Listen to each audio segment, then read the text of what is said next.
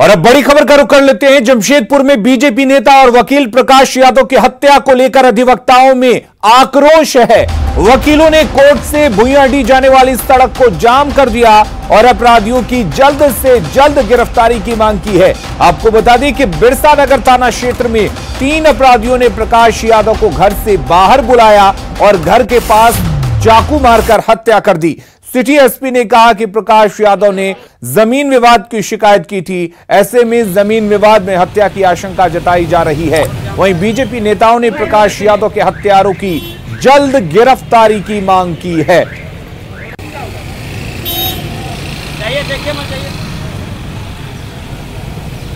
और बीजेपी नेता और वकील प्रकाश यादव की हत्या की जमशेदपुर पूर्वी के विधायक सरयू राय ने सीबीआई से जांच कराने की मांग की है। झारखंड के डीजीपी को ट्वीट कर उन्होंने कहा है कि पिछली रात जमशेदपुर के बिरसा नगर में एक वकील प्रकाश यादव की हत्या हो गई है। हत्या का राजनीतिकरण करने की कोशिश हो रही है। मृतक झारखंड बीजेपी के कार्यकर्ता थे। ऐसी स्थिति में मेरा आपसे अनुरोध है कि इस मामले की सीबीआई से जांच कराई जाए।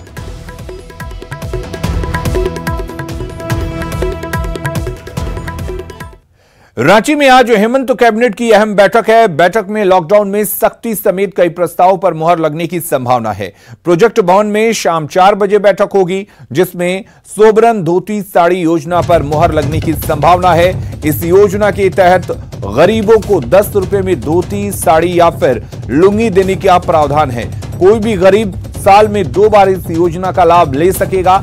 इसके अलावा 15 लाख नए लाभुकों को राशन कार्ड देने और किसानों के लिए नई योजना पर भी चर्चा की संभावना है।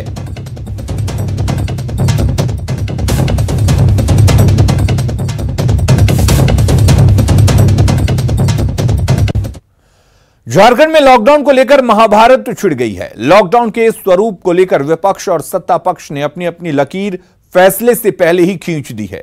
आपको बता दें कि प्रदेश में लॉकडाउन को लेकर सभी की नजरें आज होने वाली कैबिनेट के फैसले पर टिकी हुई हैं, लेकिन सीएम के फैसले से पहले ही विपक्ष और सत्ता पक्ष के सियासी फैसले आपस में टकरा रहे हैं।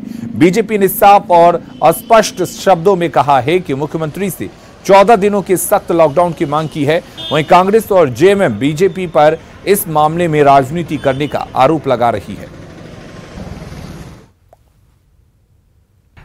ये कम्युनिटी ट्रांसमिशन को रोकना है तो कम से कम 14 दिन का एकदम कड़े से कड़ा लॉकडाउन होना चाहिए, तब जाकर वो जो कोरोना का चेन है वो टूटेगा। बिना लॉकडाउन के ये उम्मीद नहीं लग रही है। क्यों आप देखो कि बिहार के अंदर लॉकडाउन, फिर दिल्ली के अंदर कड़ाई हुई।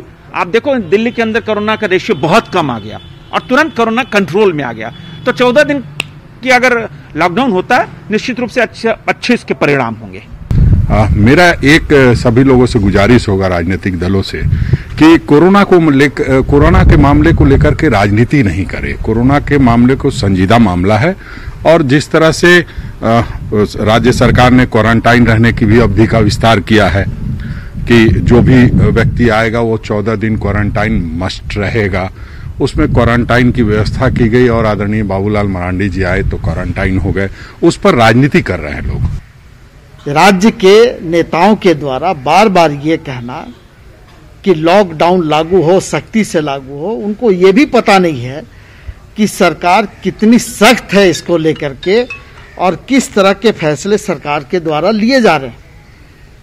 वो सिर्फ सरकार के कामकाज पर उंगली उठाने के अलावा, अखबारों में, मीडिया में बने रहने के अलावा कोई काम नहीं करते। झारखंड बीजेपी के अध्यक्ष दीपक प्रकाश ने आज राज्यसभा सांसद के तौर पर शपथ ली। वहीं आज शाम 4:45 बजे वे प्रधानमंत्री नरेंद्र मोदी से भी मुलाकात करेंगे। राज्यसभा सांसद की शपथ लेने के बाद दीपक प्रकाश ने झारखंड सरकार को जन विरोधी और आदिवासी विरोधी करार दिया। उन्होंने कहा कि झारखंड से जुड़े मुद्दे को वो सदन में उठाएंगे।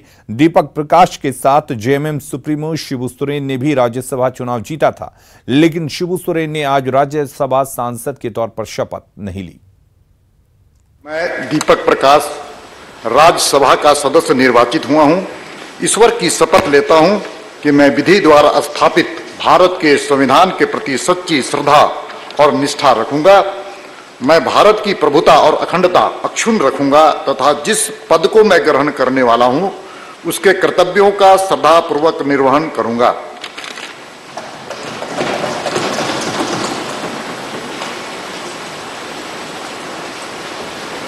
बात करते हैं झारखंड बीजेपी अध्यक्ष दीपक प्रकाश से, जिन्होंने अभी बतौर राज्यसभा सांसद सदस्यता को लेकर के अपनी शपथ ली है। दीपक प्रकाश जी, क्या आपकी प्राथमिकता होगी, क्योंकि आप प्रदेश अध्यक्ष के साथ साथ अब राज्यसभा के सांसद भी हो गए हैं? देखिए, शपथ ग्रहण के साथ साथ एक नई अनुभूति और नई एहसास मुझे का अनुभव प्राप्त हुआ। वहाँ पर भारत के उच्च सदन में जाकर के झारखंड की आवाज़ बनने का मैं प्रयास करूँगा। मैं बधाई और अभिनंदन करना चाहता हूँ झारखंड की जनता का, और ख़ास करके भारतीय जनता पार्टी के प्रदेश केंद्रीय नेतृत्व का, माननीय नरेंद्र मोदी जी का, माननीय गृह मंत्री अमित शाह जी का, और भारतीय जनता पार्टी के राष्ट्रीय अध्यक्ष माननीय जगत प्रकाश नड्डा जी का, कि मुझ जैसे साधारण कार्यकर्ता को एक नई जिम्मेवारी, एक बड़ी जिम्मेवारी देने का काम किया। उन्होंने जो मुझे जिम्मेवारी दिया है उसके प्रति खरा उतरने का मैं भरपूर प्रयास करूँगा। कोरोना का संक्रमण देखा जाए तो वहाँ भी है, झारखंड में भी काफ़ी है। किस तरह की तैयारी आपकी होगी, कैसे आप राज्यसभा के अंदर तमाम मुद्दों को उठाएंगे? देखिए, जो जिस प्रकार की झारखंड की सियासत है और सियासत में जिस प्रकार की सरकार चल रही है, उस सरकार जन विरोधी सरकार है, आदिवासी विरोधी सरकार है, किसान विरोधी सरकार है, और हम कह सकते हैं कि प्रवासी मजदूरों के खिलाफ वहाँ पर लगातार काम किए जा रहे हैं। वहाँ पर उग्रवाद के बढ़ते हुए कदम शहर में दहलीज दे रहा है, संगठित अपराध और साथ साथ में विकास की शून्यता, इन सारे विषयों को मैं इस सदन में रख करके उसका निदान कराने का प्रयास करूंगा। कैमरामैन अपू पाठक के साथ अमितेश, न्यूज 18 दिल्ली। साल 2037 को ध्यान में रखकर रांची के मास्टर प्लान पर एक बार फिर काम तेज हो गया है। सरकार ने नगर निगम क्षेत्र को 7 जोन में बांटकर विकसित करने की योजना बनाई है, जिसके लिए आम लोगों से भी 31 अगस्त तक सुझाव मांगे गए हैं। राजधानी रांची को विकसित करने के लिए 6 साल पहले मास्टर प्लान तैयार किया गया था, मगर जोनल प्लान के अभाव में न तो व्यवस्थित सड़क, सीवरेज ड्रेनेज सिस्टम, इंडस्ट्रियल और रेजिडेंशियल टाउनशिप विकसित हुई और न ही पब्लिक ट्रांसपोर्ट सिस्टम। ऐसे में 6 साल बाद एक बार फिर राजधानी की सूरत संवारने के लिए सरकार की नींद खुली है। उसमें जितने भी आवेदन आएंगे उसका स्क्रूटनी जो है, एक तो स्थलीय जांच किया जाएगा, उसके बाद एक रिपोर्ट जो है जनरेट होगा नगर निवेशन शाखा से, और फिर एक टेक्निकल एडवाइजरी कमेटी होती है, वो एडवाइजरी कमेटी उस पर एडवाइस करके एक फाइनल स्टेक होल्डर्स मीटिंग में उसको अप्रूव कराया जाएगा। रांची को संवारने और मॉडल टाउन बनाने के लिए मास्टर प्लान 2037 को आधार मानते हुए 7 जोन में बांटा गया है, जिसमें कुछ ग्रामीण क्षेत्रों को भी शामिल किया गया है। जोन ए में निगम के वार्ड नंबर 14, 15, 25 से 29 और 47 से 50 तक के कुल 25,784 हेक्टेयर क्षेत्रफल को शामिल किया गया है, जिसमें 87,000 से अधिक आबादी शामिल है। जोन बी में 11,543 हेक्टेयर क्षेत्रफल में 5,23,000 से अधिक की आबादी के विकास का खाका तैयार किया गया है, जबकि जोन सी में 5,413 हेक्टेयर क्षेत्रफल को विकसित किया जाएगा। जोन डी में 6,766 हेक्टेयर क्षेत्रफल में 3,70,000 की आबादी शामिल होगी। जोन ई में 2,41,000 की आबादी के लिए 17,245 हेक्टेयर क्षेत्रफल और जोन एफ में 4,98,000 से अधिक की आबादी के लिए 6,702 हेक्टेयर क्षेत्रफल को विकसित किया जाएगा, जबकि जोन जी में सबसे अधिक 7,28,000 से अधिक की आबादी के लिए 14,974 हेक्टेयर क्षेत्रफल को विकसित करने का प्लान तैयार किया गया है। लेकिन नए मास्टर प्लान में कई खामियों को लेकर सवाल भी उठने लगे हैं।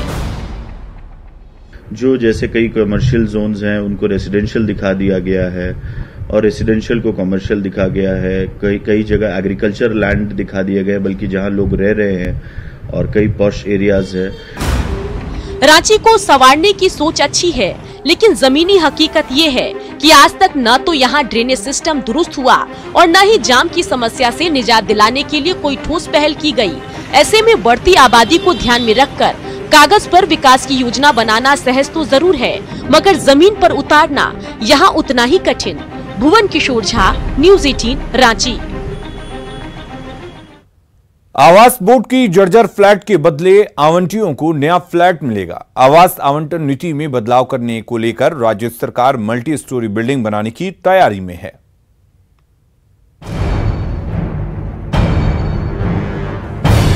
राज्य में लंबे वक्त से आवास बोर्ड के जर्जर फ्लैट में रहने वालों के दिन बहुरने वाले हैं। नगर विकास विभाग पुराने और जर्जर फ्लैट्स को तोड़कर उसी जगह पर मल्टी स्टोरेज बिल्डिंग बनाने जा रही है। इस योजना के तहत पुराने आवंटियों को बिना शुल्क के नए फ्लैट्स दिए जाएंगे, वहीं बाकी फ्लैट्स को बेचकर आवास बोर्ड कमाई करेगी। नगर विकास विभाग ने प्रस्ताव को मंजूरी के लिए कैबिनेट को भेज दिया है। जो नई आवास आवंटन नीति आएगी उसमें हम लोग इस तरह का प्रावधान भी रख रहे हैं कि जो हमारे आवासीय परिसर काफ़ी जर्जर हो गए हैं उन सभी को डिमोलिश करके नए तरीके से उसका रीडेवलपमेंट करना और इस तरह से करना कि आवास बोर्ड को उसमें लाभ प्राप्त हो। अभी हम लोग उसका सर्वेक्षण करा रहे हैं कि सर्वे करा के देख ले कि कौन कहाँ जर्जर है, कहाँ कौन सा स्थिति है, फिर जैसा सरकार का दिशा निर्देश होगा उस हिसाब से काम होगा। आवास बोर्ड की रांची, जमशेदपुर, धनबाद समेत कई जिलों में 16,000 से ज्यादा फ्लैट्स हैं, लेकिन इन फ्लैट्स की रखरखाव नहीं होने की वजह से ज्यादातर की स्थिति जर्जर हो चुकी है।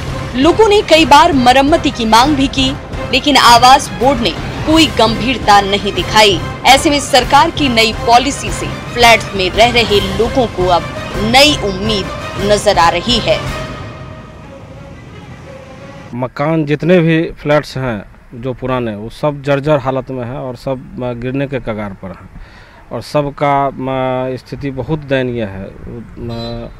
तो सरकार अगर इस पर कोई फैसला ले रही है तो बहुत अच्छा फैसला है। नए आवास आवंटन नीति के लागू होने से आवंटियों को फायदा होगा, वहीं अतिक्रमण बचाकर हाउसिंग बोर्ड की कमाई भी जारी रहेगी। भुवन किशोर झा, न्यूज़ 18 रांची। JUVNL ने मोबाइल टावर कंपनियों को बकाया बिजली बिल का भुगतान 10 दिनों के अंदर करने को कहा है। बता दें कि रांची और खूंटी में विभिन्न कंपनियों के छोटे बड़े 400 मोबाइल टावर हैं, जिनके ऊपर 70 से 80 लाख बिजली का बिल बकाया है। कर्ज के भारी दबाव के कारण JUVNL ने सख्त रुख अपनाते हुए मोबाइल कंपनियों से बिजली बिल देने को कहा है। साथ ही बिल का भुगतान नहीं करने पर बिजली काटने की चेतावनी भी दी है। यहाँ पे लगभग आपको 400 के आसपास मोबाइल टावर्स हैं, सब मिलाकर के पूरे आपको रांची सर्कल में, रांची शहर और रांची जिला और खूंटी जिला मिला करके। तो उन लोगों से अनुरोध किया है कि आप लोग अपना भुगतान करें बिजली बिल का, कि ताकि कोई भी आपको बिजली काटने की समस्या ना आवे। कब तक उन लोगों को समय दिया? उन लोग को कहा गया है कि 10 दिनों के अंदर अपना बिजली बिल का भुगतान करें। दुमका के नगर थाने में कोरोना ने दस्तक दी है। नगर थाना का एक प्रशिक्षु दारोगा कोरोना पॉजिटिव निकला है, जिसके बाद थाने को सील कर दिया गया है। जायजा लिया संवाददाता पंचम झा ने। उपराजधानी दुमका में कोरोना वायरस ने अपना कहर मचाना शुरू कर दिया है। कोरोना वॉरियर्स के रूप में शुरू से काम करने वाले पुलिसकर्मी भी अब कोरोना की गिरफ्त में आने लगे हैं। लगभग 1 दर्जन पुलिसकर्मी कोरोना की चपेट में आ चुके हैं। ताज़ा मामला नगर थाना का है, जहां एक प्रशिक्षु दरोगा का रिपोर्ट पॉजिटिव आने के बाद नगर थाना को सील कर दिया गया है। गेट पे ही प्रवेश निषेध COVID-19 लिखा गया है, ताकि अनजान यहां आने वाले सतर्क हो सकें और जो है सो इससे दूरी बनाकर रख सकें। वैकल्पिक व्यवस्था को देखते हुए एक व्हाट्सएप नंबर और ईमेल आईडी जारी किया गया है, ताकि पुलिसकर्मी भी अपना काम करते रहे। काम करने का तरीका बदला है। जो काम पहले यहां आकर करते थे, अब आप शिकायत ऑनलाइन भी अपनी शिकायत दर्ज करा सकते हैं। इसके बावजूद अगर कोई यहां आ भी जाते हैं तो उसके लिए जो है OD चैम्बर बनाया गया है, बैरिकेड किया गया है, साथ ही एक ड्रॉप बॉक्स रखा गया है। कोई भी शिकायत लेके जब आएंगे तो इस ड्रॉप बॉक्स में अपनी शिकायत देंगे और उसको सैनिटाइज करने के बाद बाहर निकाला जाएगा और आगे की कार्रवाई होगी। इस प्रकार पुलिस को अपना ड्यूटी भी निभाना है और अपनी सुरक्षा भी खुद करनी होगी। इसी वजह से ये सारे कार्यक्रम नए तरीके अपनाए गए हैं। पंचम Kumar Jha, news 18 Dumka. Dumka medical college and अस्पताल की बड़ी लापरवाही सामने आई है। कोलकाता से लौटने के बाद जांच रिपोर्ट का इंतजार किए बिना एक डॉक्टर लगातार ड्यूटी करता रहा। बाद में उसकी जांच रिपोर्ट पॉजिटिव आई। ऐसे में डॉक्टर के संपर्क में आए मरीजों की पहचान करना बड़ी चुनौती हो गई है। हालांकि कोरोना पॉजिटिव डॉक्टर के संपर्क में आए डॉक्टर और स्वास्थ्य कर्मियों को आइसोलेट कर दिया गया है। जांच भी हुई लेकिन शक नहीं हो रहा था, इसलिए वो ड्यूटी भी कर लिए। जल्द लौटते हैं, बने रहिए हमारे साथ।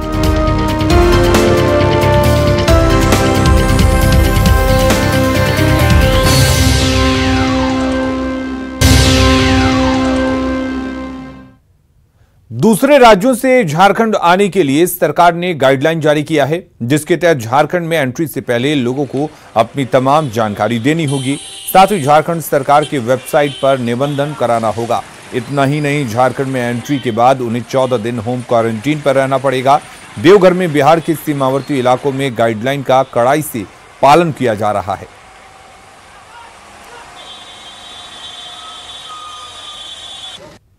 में आने के पूर्व उनको अपनी सारी विवरणी, कहाँ से आ रहे हैं, कहाँ जाएंगे, कितने लोग हैं, किस गाड़ी का प्रयोग करेंगे, प्लस अपना उनका जो आईडी का जो भी है, आईडी में आधार कार्ड वगैरह है, इसकी पूरी विवरणी देनी होगी। और ये झारखंड सरकार का एक वेबसाइट है, उस पर अपना रजिस्ट्रेशन कराना होगा। या तो वो पहले से करा लें या फिर इस बॉर्डर पर एंट्री के पूर्व उनको करा लेना। गुमला उपायुक्त का पद संभालते ही डीसी शिशिर कुमार सिन्हा एक्शन में आ गए हैं। डीसी ने घाघरा अंचल और ब्लॉक कार्यालय का निरीक्षण किया। इस दौरान कई कर्मचारी ऑफिस में नहीं पाए गए, जिस पर उपायुक्त ने नाराजगी जाहिर की। वहीं कई कर्मचारियों ने मास्क भी नहीं पहना था, जिस पर डीसी ने कार्रवाई का निर्देश दिया है।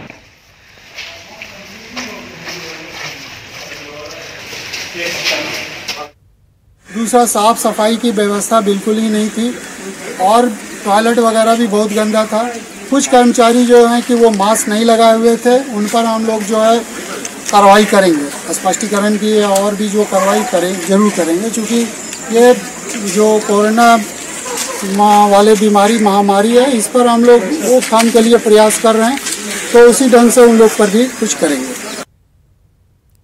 और ज्वार झारखंड के इस बुलेटिन में फिलहाल के लिए इतना ही, लेकिन खबरें लगातार जारी हैं। बने रहिए न्यूज़ 18 बिहार झारखंड के साथ।